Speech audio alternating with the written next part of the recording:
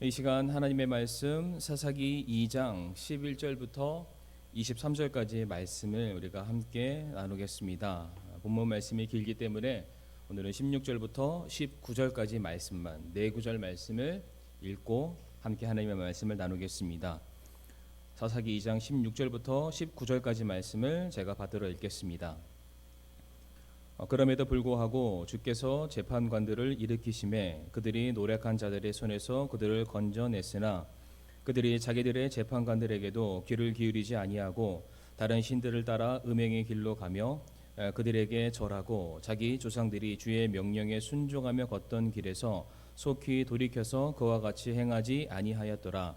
주께서 그들을 위해 재판관들을 일으키실 때에 주께서 그 재판관들과 함께 하셨고 그 재판관이 사는 모든 날 동안 그들을 그들의 원수들의 손에서 건지셨으니 이는 그들을 학대하고 괴롭게 하는 자들로 인하여 그들이 신음하였으므로 주께서 뜻을 돌이키셨기 때문이더라. 그 재판관이 죽은 뒤에는 그들이 되돌아가서 자기 조상들보다 더욱 부패하여 다른 신들을 따라가며 그들을 섬기고 그들에게 절하며 자기들의 행위와 완고한 길에서 떠나지 아니하였더라.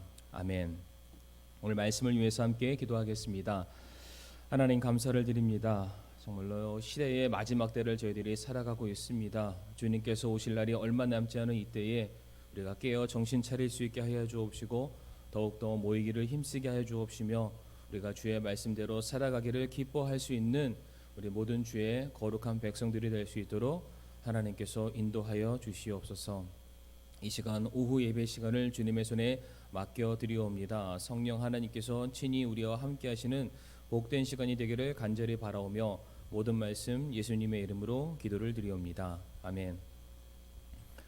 오늘은 사사기 2장 11절부터 23절까지 말씀을 통해서 속히 돌이키라 라는 제목을 함께 말씀을 나누길 원합니다. 지난 시간 우리는 다른 세대 그리고 다음 세대라는 제목으로 함께 말씀을 나누게 되었습니다. 부모 세대의 믿음이 자녀의 세대로 이어지지 못한 이유는 다름 아니라 부모 세대가 그들이 경험했었던 주님께서 행하신 그 일들을 그들은 듣고 보았으나 그들이 그것을 자녀들의 세대에게 들려주지 않았고 또한 가르쳐주지 않았기 때문이다 라고 말씀을 드렸습니다. 그래서 모세와 여호수아의 경우를 예를 들면서 모세에서 여호수아로 그 영적 리더십이 그 계승이 될 수 있었던 그 이유는 다른 것이 아니라 모세가 경험했던 하나님이 행하신 그 일을 그들은 기록하였고 기록된 그 말씀을 그의 자녀들 세대 여호수아 세대에게 그들의 귀에 되풀이하여 들려주었을 때에 결국 신앙의 다음 세대였던 여호수아가 신앙의 전 세대였던 모세와 동일한 모습으로 살아갈 수 있었다. 결국 그로 말미암아 전쟁에서 승리하였다라고 말씀을 드렸습니다. 우리 성도님들의 자녀들이 또한 우리 교회의 다음 세대들이 성도님들과 동일한 믿음, 같은 신앙으로 자라가며 하나님께 쓰임받기를 우리 성도님들 원하신다면 어떠한 수단과 방법을 가리지 마시고 계속해서 하나님의 말씀을 자녀들에게 들려주시고 가르쳐주시기를 부탁을 드립니다. 솔직히 이것이 하루 이틀 만에 끝날 수 있는 그러한 일은 아닙니다. 우리가 계속해서 자녀들의 몸과 마음과 생각 속에 하나님의 말씀이 각인이 될 때까지 또한 그들이 주를 위한 자리에 그들이 서서 일해서 쓰임 받는 그날까지 계속해서 우리 부모의 세대가 감당해야 될 일이라고 저는 그렇게 믿습니다. 이제 여호수아가 죽고 난 그 이후 새롭게 등장한 다음 세대들의 그들의 삶의 모습이 어떠했는지를 오늘 본문 말씀을 통해서 이제 함께 살펴보도록 하겠습니다. 11절부터 15절까지의 말씀을 우리가 읽지는 않았습니다만 우리 성도님께서 그 말씀을 보시게 되면은 한마디로 축약해서 이스라엘의 가나안 정복의 실패다라고 말씀을 드릴 수가 있습니다. 그러니까 물리적으로는 이스라엘 백성들이 전쟁을 통해서 실질적으로 땅의 가나안은 그들이 점령하였고 정복하는 데는 성공을 하게 되었습니다. 하지만 이스라엘 백성들이 가나안에 들어가고 난 그 이후에 하나님의 말씀대로 모든 것을 다 진멸하고 쫓아내야 됨에도 불구하고 이제 그들의 문화를 수용하고 타협하게 되자 이제 그 적들이 가나안들이 오히려 이제 이스라엘을 역으로 공격하는 일들이 일어나게 되었던 것입니다. 실은 이와 같은 결과는 하나님께서 이스라엘 백성들에게 약속하셨던 것이 아니었습니다. 하나님께서 이스라엘 백성들에게 약속하신 것은 분명히 다른 것이었고, 이제 그곳을 통해서 하나님께서 하나님의 영광이 드러나게 될 것이고 그들의 필요를 얻게 될 것이고 정말로 그곳이 젖과 꿀이 흐르는 곳이 될 것이다 라고 말씀을 하나님께서 이스라엘 백성들에게 주셨지만, 실제 그들이 들어갔던 그곳, 불순종으로 말미암아 그들이 차지했던 가나안 땅은 하나님의 약속과는 전혀 다른 곳이 되고 말았다는 사실입니다. 자, 그러면은 우선 왜 하나님께서 이스라엘 백성들로 하여금 가나안을 그들에게 허락을 하셨고 왜 이스라엘 백성들로 하여금 가나안을 점령해야 하는지에 대한 이유를 한 번만 더 정리를 하는 시간을 갖도록 하겠습니다. 하나님께서는 이스라엘 백성들에게 그들에게 주신 하나의 특별한 의무가 있었습니다. 하나님은 이스라엘을 이집트에서 불러내어서 홍해를 건너게 하심으로 말미암아 그들을 완전히 세상으로부터 구별해 내셨습니다. 그리고 광야의 그 40년이라는 시간을 통해서 그들은 이제 세상과는 구별되는 거룩한 하나님의 백성이 되게 하도록 하나님께서 혹독한 훈련의 시간을 또한 그들에게 허락을 해 주시기도 했습니다.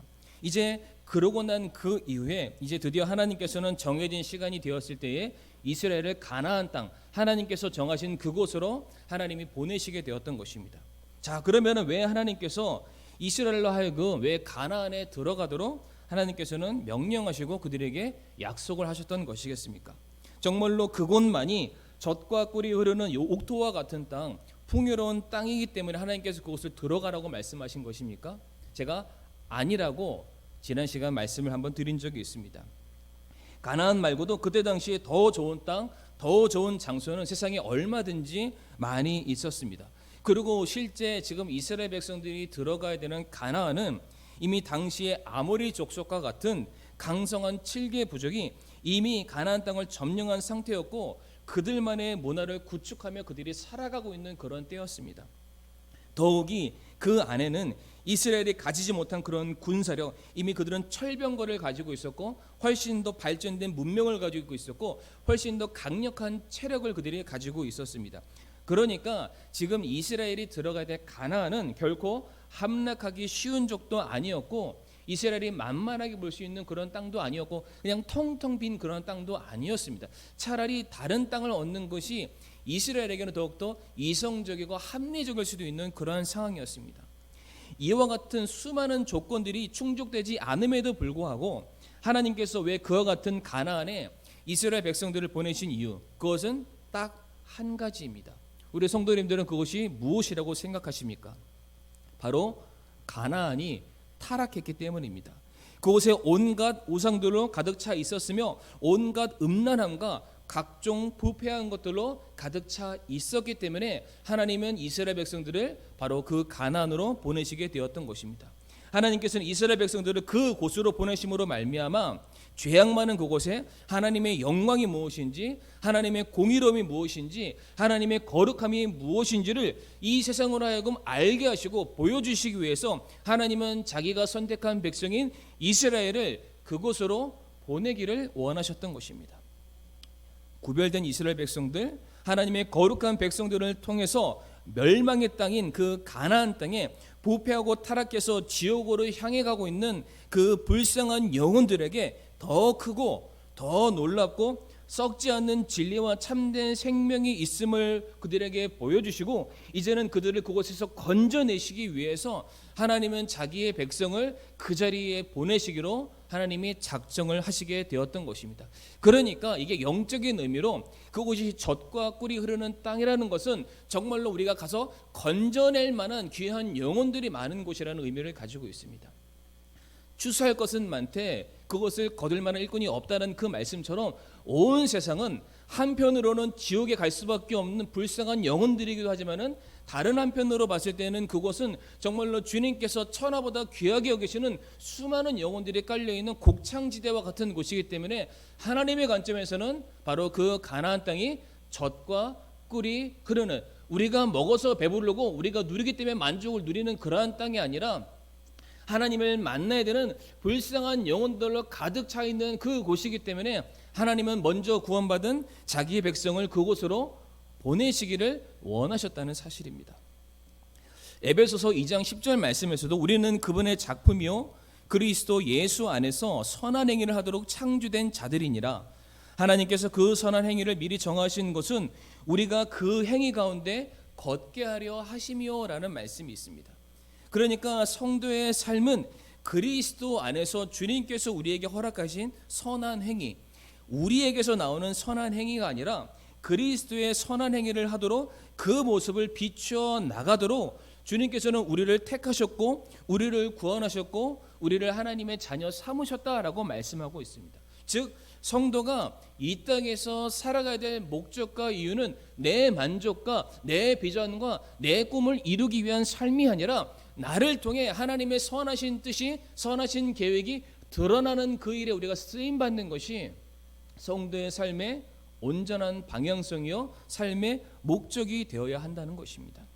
그렇기 때문에 성도는 내가 이 세상으로부터 얻은 것들을 사람들에게 자랑하고 그 얻은 그 힘으로 말미암아 내가 강한 사람이다, 이것을 자랑하고 과시하는 삶이 아니라 이제 성도들이 하나님께로부터 받은 것, 사랑, 은혜, 소망, 평안함, 안식, 이 모든 것들을 이 세상으로 하여금 자랑하고 간증하여 하나님을 알지 못하고 저 영원한 지옥으로 향하고 있는 그 사람들에게 복음을 전하는 것, 하나님의 영광과 구원의 놀라운 계획을 드러내는 그 일이 바로 성도가 해야 될 온전한 일이 되어야 하는 것입니다.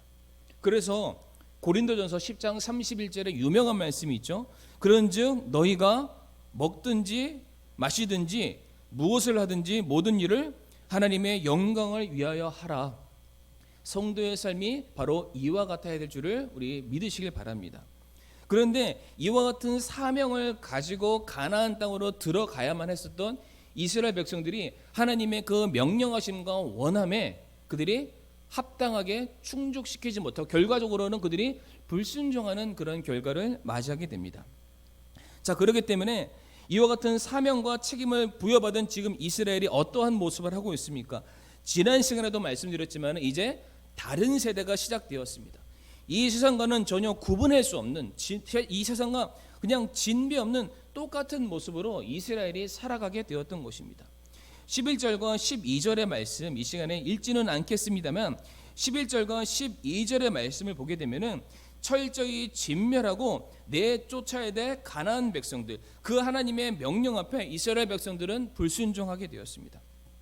반복해서 말씀을 드리지만 가나안을 이스라엘 백성들이 진멸해야 될 대상으로 여겼던 것이 아니라 이제 내가 꼭 가져야만 하는 매력적인 대상, 그들의 필요, 그들이 가지고 있었던 세상의 모든 문물들을 오히려 나를 채워주고 나를 강하게 여겨주는 그런 보조 수단으로 여겨서 그 가나안을 자기의 옆구리에 갖다 꿰차버린 그 모습을 이스라엘 백성들, 그들의 다음 세대가 동일하게 반복해서 지금 그것을 답습하고 있는 내용이 기록이 되어 있습니다.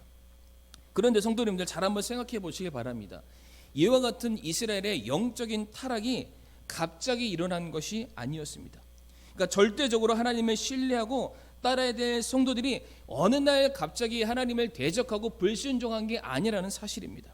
먼저 하나님의 말씀을 그들이 의심하게 됩니다.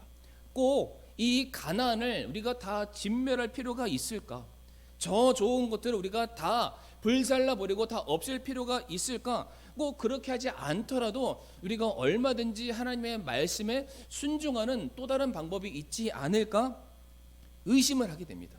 그리고 그 의심이 이제는 타협을 불러오게 되는데 그 타협이 무엇이었습니까? 그들을 자기의 옆구리에 두는 것입니다. 필요했을 때 얼마든지 사용하고 쓰고 내 기쁨과 내 자랑으로 삼기 위해서 그들이 타협, 자기의 옆구리에 두게 된 것입니다. 그런데 그렇게 타협하게 되었을 때 무엇을 낳게 됩니까? 불신을 낳게 됩니다. 불신이 무엇으로 나타나게 되었습니까? 결국엔 다른 세대라는 그러한 열매를 그들이 낳게 된 것입니다. 그리고 이제 결국 그 믿지 않는 세대가 이제 하나님을 대적하는 불순종의 열매를 맺어가게 되었던 것입니다. 의심이 타협을 부르고 타협이 불신을 부르게 되었고 불신이 결과적으로는 하나님을 대적하는 불순종으로 바뀌게 되었다. 그 누구도 하나님을 처음부터 대놓고 대적하는 사람은 없습니다. 그러나 하나님을 의심하는 순간, 그 말씀 앞에 내가 전적으로 순종하기를 거부하는 바로 그 순간 결과적으로 불신과 불순종이라는 죄를 범하게 된다는 사실을 우리 성도님들 잊지 마시길 바랍니다. 그래서 결국 그들이 섬겼던 신이 무엇이었습니까? 오늘 13절 말씀 보게 되면은 바알과 아스다롯이다라고 써 있습니다. 이들은 풍요와 다산을 상징하는 그러한 신들을 의미합니다. 결국 지금 광야에서 40년 동안 유랑을 했었던 그 이스라엘 백성들이 이제 드디어 하나님께서 그들이 주시겠다고 말한 그 땅을 분배받아서 정착하여서 이제는 유랑 생활이 아니라 농경사회 시대로 그들이 바뀌게 되었습니다. 그러니까 지금 이제 그들에게 절대적으로 필요한 것이 무엇이냐면 그들이 분배받은 그 땅에서 농작물을 재배하고 그 땅에서 그들이 가지고 있었던 소와 말과 양과 낙타와 온갖 짐승들을 치르는 그런 목축업이 그들에게 더 중요한 일이 되고 말았던 것입니다. 바로 그와 같은 상황 속에서 이들이 이제 바알과 아스타롯을 섬겼다는 그 말은 무엇이냐면 내가 지금까지는 하나님께서 내게 주시는 그날의 양식이었던 만나와 하나님께서 내게 허락하시는 그 샘물이 내 생명이었고 내 양식이었다면은 이제부터는 내가 내 힘으로 경작해서 내가 거두어 드리게 되는 그 소출과 열매들과 그런 모든 소유물들이 이제는 내 삶을 이끌어 나가게 될 것입니다. 하나님의 도우심이 아니라 이제 나는 내 삶에 있어서 내 자신, 내 소유가 더 중요합니다라는 그러한 그들의 잘못된 신앙의 모습을 보여주는 게 바로 바알과 아스타롯 신입니다. 이것은 성도님들 단지 바알과 아스타롯이라는 어떤 우상신을 집안에 하나 드러났다라는 정도로 우리가 이해해서는 안 됩니다. 여기서 그들이 바알과 아스타롯을 섬겼다라고 되어 있는데 이 섬겼다라는 이 단어 자체가 예배한다라는 단어와 동일한 단어, 그러니까 똑같은 단어라는 사실입니다. 그러니까 우리가 하나님을 예배한다라고 말했을 때는 우리 성도님들 단지 내가 일요일날 주일날 교회 한번 나오는 것을 내가 예배한다라는 의미로 우리 성도님들 그렇게 인식하지 않으실 겁니다. 내가 예배한다라는 그 말은 하나님의 말씀대로 하나님의 요구대로 하나님의 기준대로 내게 주어진 모든 삶 가운데 하나님을 경배하고 섬기며 내가 하나님을 영광스럽게 드리는 그런 삶을 살길 원합니다. 이 모든 것이 담겨져 있는 것이 내가 하나님을 섬긴다, 예배한다는 뜻입니다. 쉽게 말해서 우리가 지금 나오는 주일 예배는 이제 한 주간 내가 앞으로 어떻게 살기를 하나님께서 원하시며 하나님께서 내게 요구하시는 삶이 무엇이며 나를 향하신 하나님의 뜻이 구체적으로 무엇인지를 그것을 확인하고 그것을 깨닫고 새롭게 다짐하기 위해서 나오는 것일 뿐 내 삶이 교회 따로 내 삶 따로 예배당 따로 내 집 따로 이런 따로따로 구분되는 삶이 예배의 삶이 결단코 아니라는 것입니다. 그러니까 오늘 본문에서 이제 이스라엘 백성들이 하나님이 아니라 바알과 아스타롯을 섬긴다는 그 의미, 그들을 예배한다는 것은 무엇을 말하는 것입니까?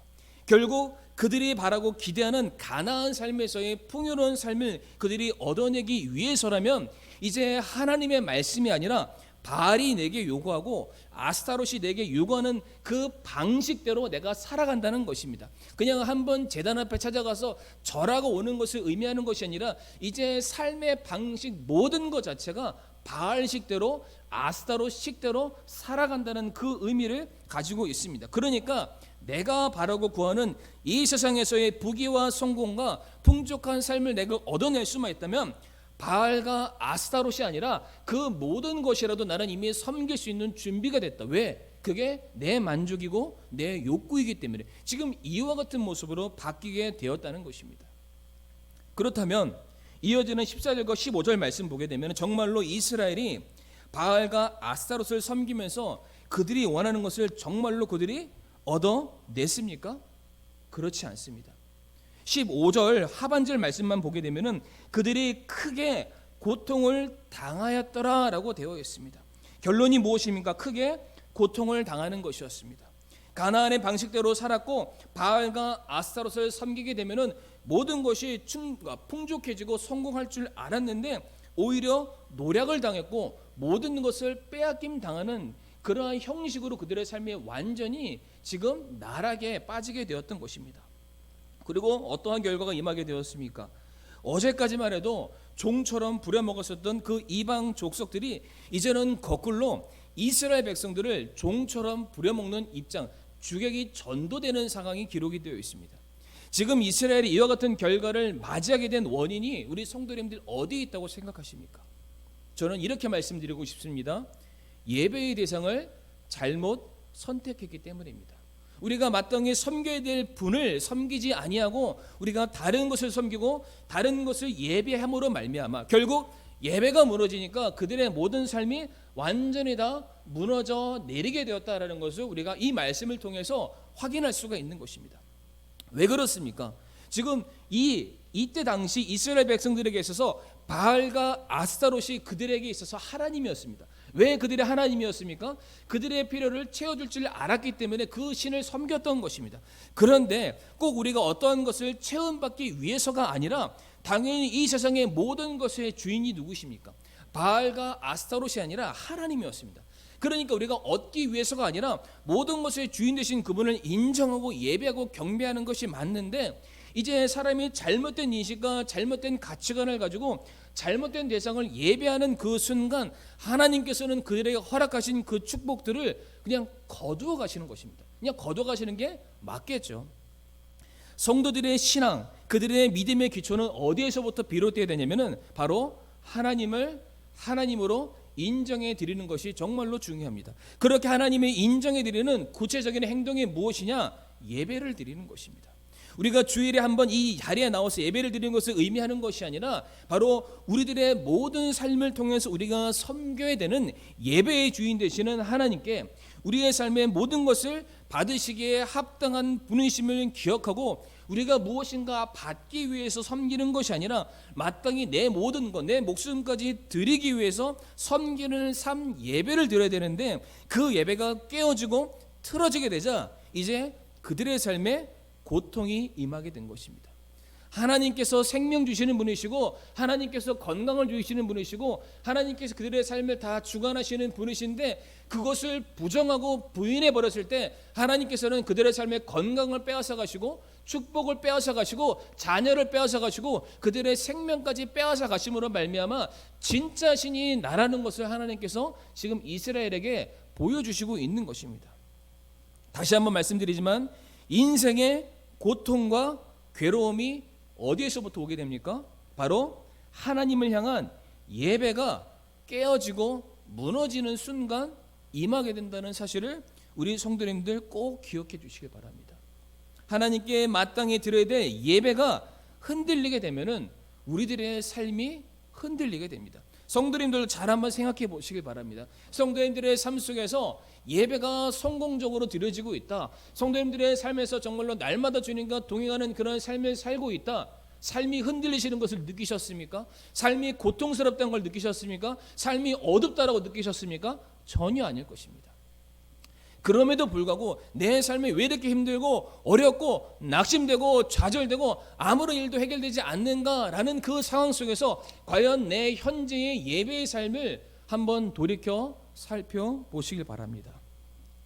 사사기 전체가 우리에게 가르쳐주는 메시지가 무엇이냐면 12명의 사사가 등장하라고 450년간의 이스라엘 역사가 말해주는 것은 반복된 잘못된 예배, 그릇된 예배, 하나님을 떠나 세상을 섬기는 자들에게 임하게 되는 징계가 어떤 것이고 심판이 어떤 것이고 고통이 어떤 것이고 그들이 빼앗기는 삶이 무엇이며 이제 주인 되었던 삶에서 노예되는 삶으로 변하게 되는 것, 그것을 철저하게 반복해서 깨닫게 하심으로 말미암아 너희에게 필요한 것은 너희 자신이 아니라 너희를 다스릴 왕이 필요하다라는 겁니다.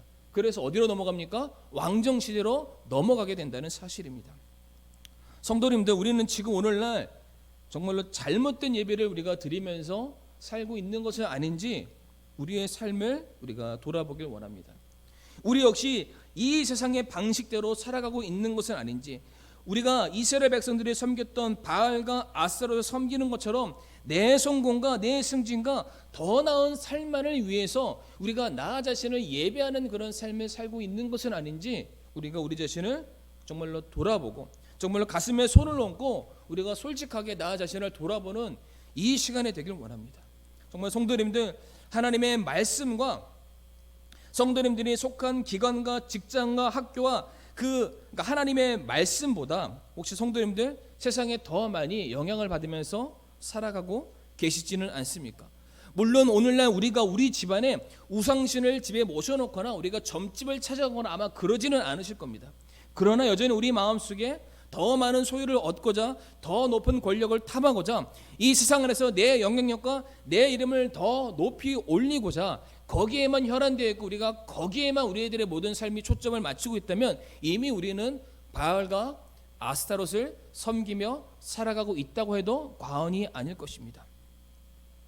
어째서 이 대한민국에 이렇게나 교회가 많은데 일주일에 몇 차례씩 예배가 드려지고 있고 새벽 기도회, 중부 기도회, 합심 기도회, 철야 기도회, 금식 기도회 수많은 곳에서 예배하고 기도가 드려지고 있음에도 불구하고 대한민국이, 아니 그 교회가 속한 지역과 사회와 동네에 아무런 변화가 없는 이유가 우리 성도님들 무엇이라고 생각하십니까? 그 이유는 어쩌면 믿는다고 말하는 그 성도들이 드리는 그 예배의 목적이 잘못된 것은 아닌가?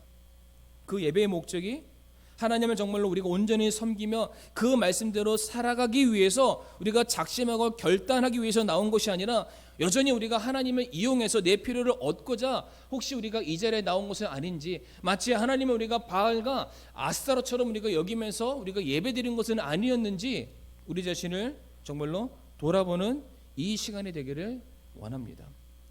그리고 정말 우리가 기도하지 않음에도 불구하고, 그러니까 우리가 하나님을 향해서 마땅히 내가 보여드려야 될 그런 신앙의 자세, 예배의 자세인 우리가 기도를 하지 않음에도 불구하고 내 신앙 양심에 아무런 자책감이 생기지 아니하고, 우리가 하나님의 말씀을 듣지 아니함에도 불구하고 읽지 아니함에도 불구하고 영적인 배고픔을 느끼지 못하고 있고, 우리가 예배의 그 자리와 예배의 순서에 참여하지 아니함에도 불구하고 우리가 하나님을 향한 그 관계가 전혀 아무런 문제가 없다, 이런 식으로 영적인 나태함과 안일함 가운데 빠져 있다면 역시 우리의 예배가 지금 현재 잘못된 곳에 서 있다.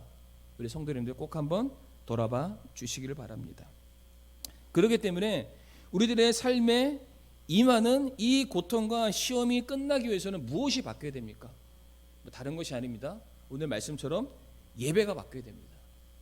예배의 대상이 바뀌어야 되고 예배의 방식과 접근과 자세와 태도가 정말로 바뀌어야 되는 것입니다. 무엇보다 중요한 것은 정말로 우리가 예배를 어떻게 드리느냐, 우리가 정말로 예배에 성공하느냐 성공하지 못하느냐가 우리 신앙 삶에 우리가 성공하느냐 실패하느냐 달려있다라고 해도 과언이 아닐 것입니다.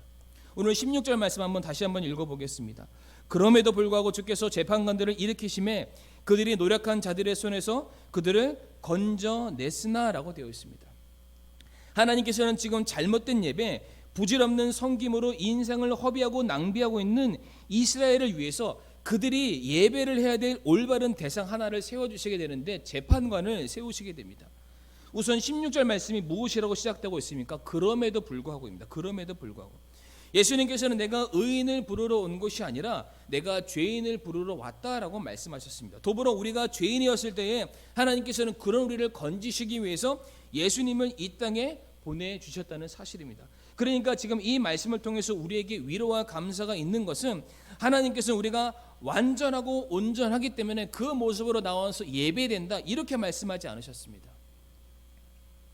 우리가 여전히 허물이 많고 자주 넘어지고 여전히 자기 중심적인 사고 가운데 여전히 이 세상을 탐하면서 살고 있지만 그런 우리를 자녀 삼아 주셨기 때문에 우리를 포기하지 아니하고 우리를 온전한 참된 예배자로 하나님께서는 세우시기를 원하신다는 사실입니다. 하나님께서는 그런 우리를 결단코 포기하지 아니하시고 끝까지 우리를 붙드신다라고 말씀하고 있습니다.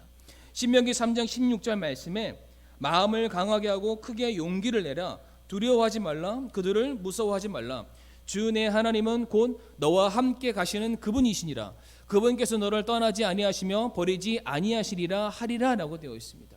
이 말씀도 보게 되면은 우리가 먼저 하나님을 찾고 선택한 것이 아니라 하나님께서 먼저 우리를 찾으시고 택하셨습니다. 그리고 이 세상을 향해서 이들이 내 백성이고 이들이 내 자녀라고 하나님이 먼저 친히 선포를 하시게 됩니다. 그렇기 때문에 하나님께서는 택하신 자기의 백성들을 끝까지 자기의 백성, 천국 백성으로 만드시는 그 일에 있어서는 하나님께서는 멈추지도 아니하시고 포기하지도 아니하시는 분이십니다. 그래서 이 땅에 사사 재판관들을 보내셔서 고통 중에 신음하고 있는 자기의 백성들을 구해 주시게 됩니다. 그런데 성도님들, 이스라엘 백성들이 완전히 돌이켰습니까? 그렇지 않습니다. 이어지는 말씀들 보게 되면은 재판관이 온 이후에도 그들의 삶은 여전히 변함없이 여전히 죄악을 답습하는 그런 삶을 살아가고 있습니다. 17절 말씀 보게 되면은 이스라엘은 여전히 재판관의 귀를 기울이지 않았고 여전히 다른 신들을 섬겼고 자기의 조상들이 걷는 그 길을 따라 걷지 않았다라고 되어 있습니다. 그럼에도 불구하고 하나님께서 재판관들을 계속해서 보내시고 세우시는 목적이 어디에 있습니까? 18절 말씀입니다. 주께서 그들을 위해 재판관들을 일으키실 때에 주께서 그 재판관과 함께 하셨고 그 재판관이 사는 모든 날 동안 그들을 그들의 원수들의 손에서 건지셨으니 이는 그들을 학대하고 괴롭게 하는 자들로 인하여 그들이 신음하였으므로 주께서 뜻을 돌이키셨기 때문이라 라고 되어 있습니다. 하나님께서 이스라엘 가운데 재판관을 보내신 이유는 다음과 같습니다.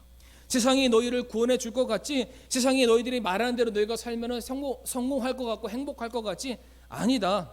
진짜 너희를 구원하고 너희를 살리는 분은 바로 하나님이다.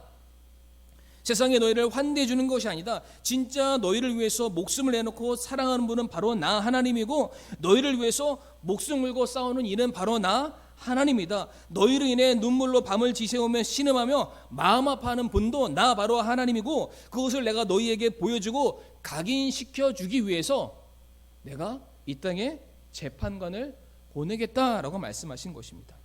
다시 말해 우리가 예배에 성공했기 때문에 하나님께서 받으실 만한 어떤 엄청난 예배를 드려서 하나님께서 그것을 우리를 보시고 우리를 인정하시고 복 주셨다는 그런 말씀이 아니라 여전히 우리는 죄 많고 여전히 우리는 세상을 좋아하고 하나님 섬기고 예배하는 일에 여전히 서툴고 부족하지만 그래도 너희의 참 구주 되시며 주권자가 되시는 하나님이 계신다는 그 사실을 재판관을 우리가 바라봄으로 말미암아 우리가 잊지 않고 예배드리는 그 일에 나아가기만 한다면 하나님께서 말씀하시기를 반드시 너희는 산다, 반드시 너희는 구원받는다. 그러니까 너희들은 날마다 하나님을 보지 못한다 할지라도 그 재판관을 바라보므로 말미암아 하나님을 나아가 예배드리는 삶을 너희들이 회복해야 된다. 지금 그 말씀을 주시고 계십니다. 마태복음 6장 24절 말씀에 아무도 두 주인을 섬길 수 없나니 이는 그가 한 주인을 미워하고 다른 주인을 사랑하거나 혹은 한 주인을 떠받들고 다른 주인을 업신여길 것이기 때문이라. 너희가 하나님과 만몬을 겸하여 섬길 수 없느니라 라고 말씀하셨습니다. 성경은 분명히 우리에게 말씀하시기를 한 사람이 두 주인을 섬길 수 없다라고 말씀하십니다. 결코 한 사람의 마음과 그 영혼에 두 주인을 모셔드릴 수 없다는 그런 말씀입니다. 그러니까 성도는 세상의 방식으로 살든지 아니면 하나님의 말씀의 그 방식대로 살든지 둘 중에 하나 선택해야 됩니다. 이 세상을 예배하고 섬기든지 아니면 우리가 하나님만을 예배하고 섬기든지 둘 중에 하나를 선택해야 되는 것입니다. 여호수아의 고백처럼 나와 내 집 오직 우리 주 여호와 하나님만을 섬기겠다는 그 고백으로 살든지 아니면 내가 구원받아 하나님의 자녀라는 사실을 스스로 부정하고 부인하고 세상으로 나아가든지 둘 중에 하나를 우리가 선택해야 된다는 것입니다. 그러나 우리가 우선순위이죠. 성도에게 주어진 그 예배의 기준, 우리가 하나님을 섬기고 우리의 구주 되시는 예수 그리스도만을 온전히 바라보는 그런 정상적인 예배의 자세, 예배의 생활로 돌아오기만 한다면 하나님께서는 자기의 뜻을 돌이키사 그들을 구원해 주시고 그들을 건져 주시겠다라고 말씀하고 계십니다. 성도님들, 예배라는 단어의 뜻을 풀이하면 내가 가지고 있는 가장 귀한 것을 내가 생각하는 가장 존귀하고 귀한 분에게 그것을 드린다라는 그런 뜻을 가지고 있습니다. 자, 그렇다면 우리 성도님들 하나님을 온전히 예배하고 계십니까? 성도님들의 몸과 마음과 정성과 뜻을 다해서 하나님 앞에 나와서 예배를 드리고 계십니까? 아니면 여전히 이 세상과 하나님 사이에서 갈등하시고 우왕좌왕하고 계십니까? 하나님께서는 결국 우리에게 그렇게 예배를 받으실 수 있는 그런 분이 아니십니다. 그러므로 사랑하는 성도님들, 정말로 우리 성도님께 부탁드리고 싶은 것은 우리 성도님들의 하루의 삶, 그러니까 성도님들께서 구원받아 하나님의 자녀가 맞으시고 하나님이 여러분들의 왕 되시고 주인 되시며 모든 것 되시며 생명 되시는 분이심을 성도님들이 인정하시고 그렇게 신앙 고백하신다면 정말로 하루의 삶 그 시작을 하나님의 영광을 찬양하며 하나님께 나아가 무릎으로 기도하시는 그러한 모습으로 하루를 시작해 주시기를 바랍니다. 하루의 삶 가운데에 하나님께서 우리의 삶의 주인 되심을 시시각각 떠올리시면서 그분의 말씀의 거울 앞에 나 자신을 비춰봄으로 말미암아 하나님의 거룩한 백성다운 그 모습을 견지해 나가는 그런 모습을 우리 성도님들 꼭 갖추어 주시길 바랍니다. 또한 성도님들의 그 가정이 예배의 장소가 될 수 있게 우리 성도님들 수단과 방법을 가리지 마시기 바랍니다.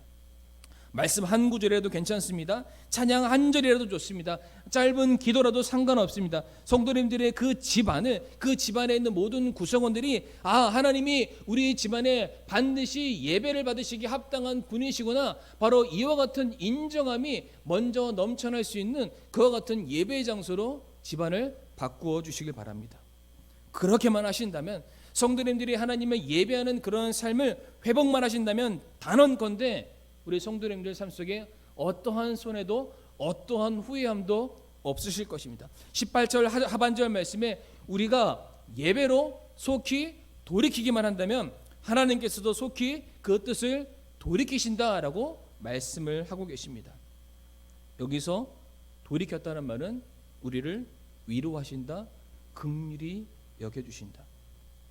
성도님들, 예배에 성공하는 자에게 하나님께서는 이 세상에 주지 못하는 하나님의 위로하심과 긍휼히 여겨주심이 있으심을 믿으시길 바랍니다. 예배를 온전히 회복하는 그 모든 성도들을 하나님께서 기억하시고 그를 사용하여서 하나님의 영광을 귀하게 드러내는 일에 귀하게 사용하실 것을 우리 성도님들 믿으시길 바라며 오늘의 말씀을 이 시간 마치도록 하겠습니다. 이 시간 함께 머리 숙여 기도하겠습니다. 하나님, 감사를 드립니다. 이 시간 또 부족한 종을 통하여서 또 허락하신 이 말씀을 인하여 감사를 드리오며, 하나님, 이스라엘 백성들이 가나안을 정복했을 때 그들이 실패했던 그 이유는 그들이 하나님을 예배함에 있어서 실패하였기 때문입니다. 우리가 살아감에 있어서 이 인생 가운데 세상이 말하는, 우리가 혹시 풍요와 다산의 신을 상징하는 우리가 바알과 아스타롯, 이 세상에서 잘되고 성공하고 부유한 그 모습에만 우리가 초점 맞추고 살아갔다면 이 시간 그 모든 것도 다 내려놓고 우리가 하나님을 예배하는 것, 하나님을 섬기는 그 일에 우리의 삶이 다시금 회복될 수 있도록 아버지 인도하여 주시옵소서. 내가 속한 모든 곳, 우리 직장, 학교, 또 우리 가정, 모든 것이 하나님을 온전히 예배드릴 수 있는 그런 귀한 장소가 되게 하여 주셔서 우리가 어디에 있든지 간에 하나님의 영광이 밝게 드러나는, 하나님께서 기뻐하시는 우리들의 삶이 될 수 있도록 하나님께서 우리 성도님들 한 분 한 분을 귀하게 사용하여 주시고 능력으로 함께하여 주시옵소서. 모든 말씀 살아계신 예수님의 이름으로 기도를 드리옵니다. 아멘.